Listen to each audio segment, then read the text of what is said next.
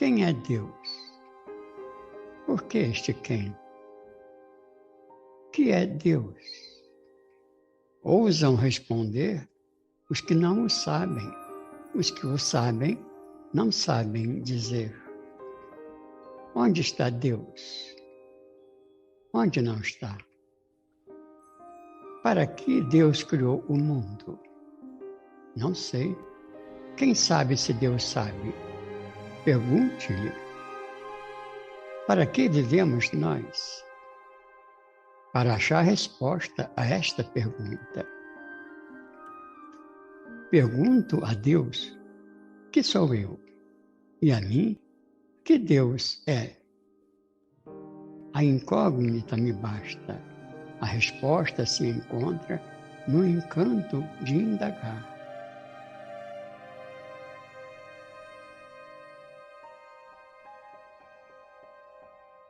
Este pequeno diálogo que nos conduz à profunda reflexão está no livro Canção Universal, de José Hermógenes. E você está ouvindo o último capítulo do livro Eu Sou Eu.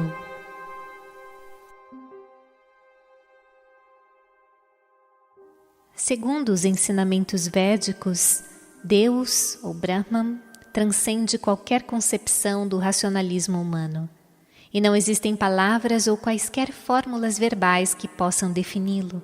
Sua natureza é vinculada simplesmente à expressão neti neti, isto não, ou seja, Deus é definido através da não definição ou pela negação de tudo que ele não é. Qualquer coisa, qualquer analogia, qualquer termo, qualquer expressão que possamos imaginar para defini-lo é considerado como isto não, ou ele não é isto nem isto. Somente através da vivência interna em Brahman podemos ter a experiência real da verdadeira natureza de Brahman, a consciência divina e plena. Relembrando palavras de alguns físicos modernos, através das quais afirmam que a consciência conduz os processos que ocorrem na existência humana e que, não estando subordinada à matéria, independe desse modo de quaisquer estados, condições, circunstâncias, energias do denominado mundo físico, transcendendo-os, governando-os, sendo dela a soberana vontade. De acordo ainda com os textos referentes aos ensinamentos dos grandes mestres da Índia, essa consciência consiste no verdadeiro ser que somos. E essa consciência é conhecida como Atman, o princípio divino em cada um. Tal princípio divino, imanente em cada ser, é a expressão do próprio Brahman, a realidade infinita, a consciência suprema autoabrangente, onipresente. Paulo de Tarso, em outras palavras, se refere ao Atman quando diz em Coríntios 2, versículos 10 a 12.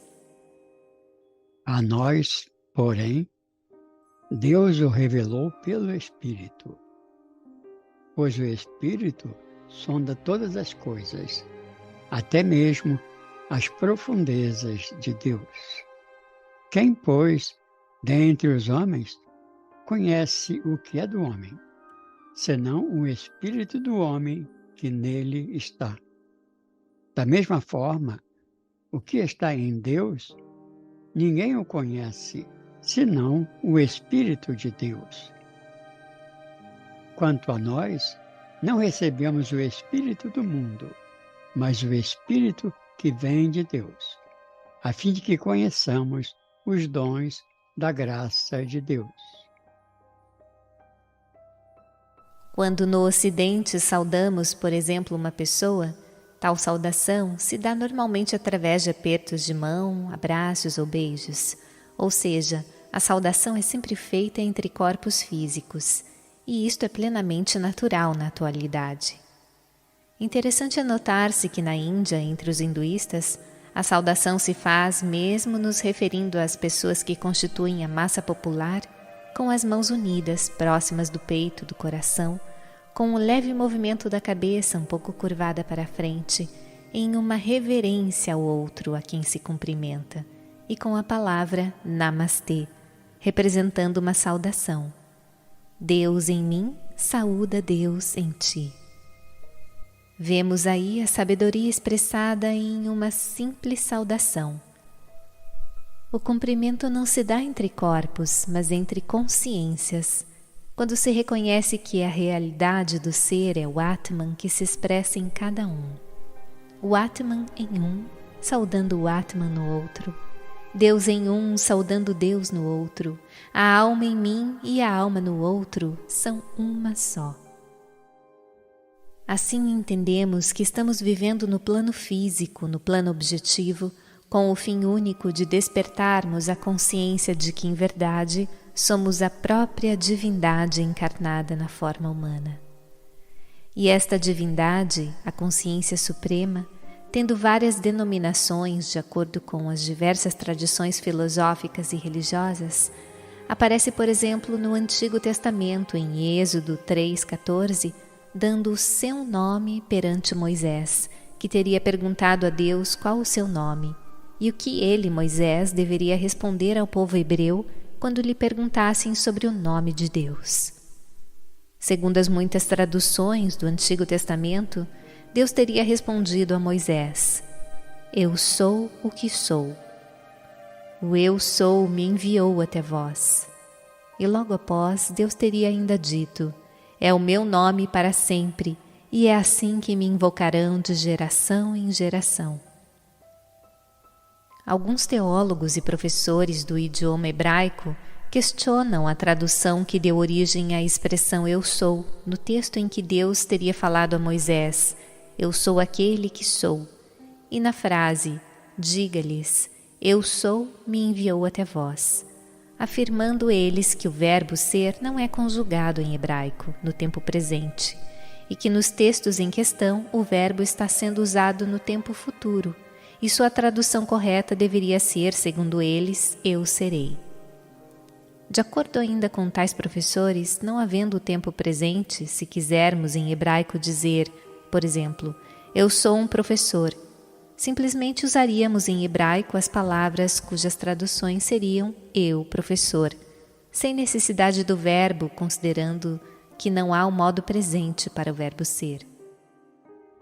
Argumentam tais estudiosos que, não havendo nenhuma palavra que possa definir Deus, e que Ele é indefinível, segundo até os ensinamentos védicos, Ele não pode ser definido no tempo presente dentro de um conceito conclusivo, pois Ele está sempre sendo, agindo, sendo construído pela mente humana, ou aquilo que serei a qualquer momento, a qualquer tempo e por qualquer que o queira conceituar. Imaginamos particularmente que podemos pensar até numa expressão do tipo o eterno vir a ser. De qualquer forma, dentro de nosso entendimento, a expressão eu sou não nos parece passar uma ideia conclusiva, pois justamente está isenta de atributos, de definição. E vemos assim que o eu sou, o eterno vir a ser, é a realidade divina manifestada em todos, pois segundo essas mesmas escrituras, somos imagem e semelhança de Deus, ou seja, o eu sou é a realidade que cada um é. Podemos citar novamente Jesus, em João 8, versículo 58, ao ser questionado pelos judeus, quando então ele diz, referindo-se a Abraão, bem anterior à vinda do próprio Jesus: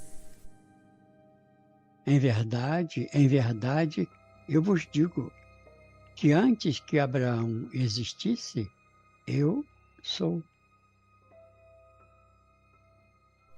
Vemos a grande profundidade desse ensinamento, no qual Jesus se apresenta como consciência pré-existente e transcendente à própria manifestação como Jesus, no plano físico, e de mesma natureza do próprio Deus, e de mesma natureza do ser real que somos. Comumente, limitamos Jesus à forma com que ele se manifestou há 2000 anos atrás, com a barba, as orelhas, mãos, pés, cabelos, unhas, olhos. E afirmamos, discutimos, procuramos impor, muitos de nós, que a forma Jesus é a única que salva, que liberta, bem como unicamente o seu nome. Analisando a expressão eu sou, percebemos quão bela e profunda lição ela encerra. Como Deus não pode ser definido através de palavras ou por meio de qualquer tipo de racionalização, normalmente procuramos defini-lo através de seus atributos. Assim, Deus comumente é definido como, por exemplo, Deus é amor, Deus é paz, Deus é a inteligência suprema, Deus é o Criador do universo, Deus é o Pai Supremo. Ou seja, Deus é definido através de qualidades. Quando Deus se diz eu sou, na realidade ele está se dizendo além das qualidades, além dos atributos.